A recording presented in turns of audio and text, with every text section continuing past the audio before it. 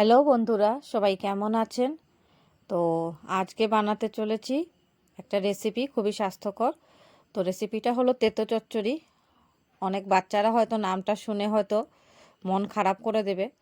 তো আমি বড়দের বলবো এইভাবে একবার তেতো চচ্চড়ি বানিয়ে দেখবেন, বাচ্চা থেকে বড় সবাই চেটেপুটে খাবে।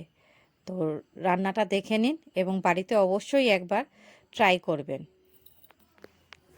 রান্নাটা অবশ্যই গরম ভাতের সাথে আপনারা সার্ভ করবেন, তাহলেই আসল স্বাদটা পাবেন। তো আজকে বানাবো তিতো চচ্চড়ি। তার জন্য প্রথমে আমি কড়াইতে তেল দিয়ে দিয়েছি, সাদা তেল।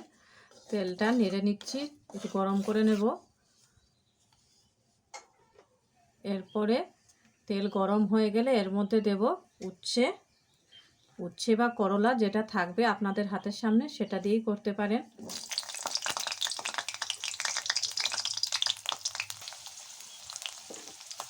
এখানে আমি একটা বড় সাইজের করলা নিয়েছি, এটা ভেজে নিচ্ছি অল্প। একটু নুন আর হলুদ দিয়ে ভেজে নেব। দিলাম অল্প নুন আর দেব অল্প হলুদ গুঁড়ো। তো এখানে আমার করলাটা ভাজা হয়ে গেছে, আমি এটা তুলে রাখবো এখন। বাকি তেলের মধ্যে আমি দিয়ে দিচ্ছি রাঁধুনি ফোড়ন, আর দিচ্ছি কেটে রাখা আলু, লম্বা লম্বা সাইজ করে আলু কেটেছি। দিচ্ছি মিষ্টি কুমড়ো,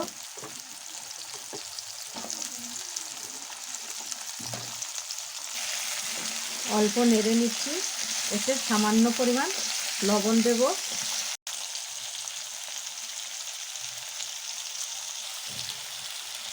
নেড়ে নিয়ে অল্প একটু ঢেকে রাখবো এখন, যাতে আলুটা তাড়াতাড়ি সিদ্ধ হয়ে যায়।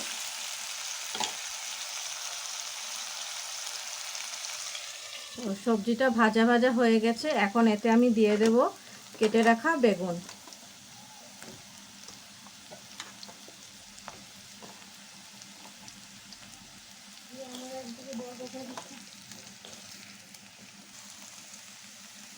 দিয়ে দিলাম অল্প লবণ আর দেব অল্প হলুদ গুঁড়ো।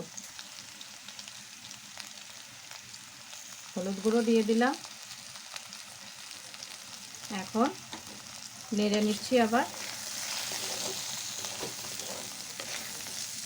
আমি এই রান্নায় কোনো ধরনের লঙ্কা ইউজ করিনি, আপনারা চাইলে একটা বা দুটো কাঁচা লঙ্কা ইউজ করতে পারেন।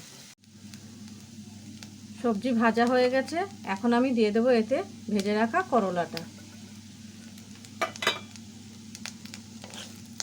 দিয়ে অল্প নেড়ে এতে আমি অল্প একটু গরম জল অ্যাড করে দেব।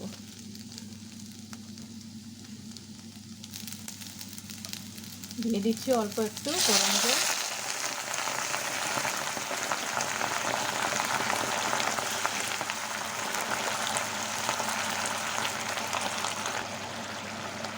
ঝোলটা ফুটে উঠেছে, এটা গ্রেভি গ্রেভি হবে। তো এই সময় আপনারা লবণটা চেক করে নেবেন, কারণ ভাজার সময় আগে লবণ দেওয়া হয়েছিল। আর অল্প একটু এখন চিনি অ্যাড করে দেব। এটা অপশনাল, আপনাদের ভালো লাগলে দেবেন, না হলে স্কিপও করতে পারেন। তো অল্প একটু চিনি দিয়ে দিচ্ছি।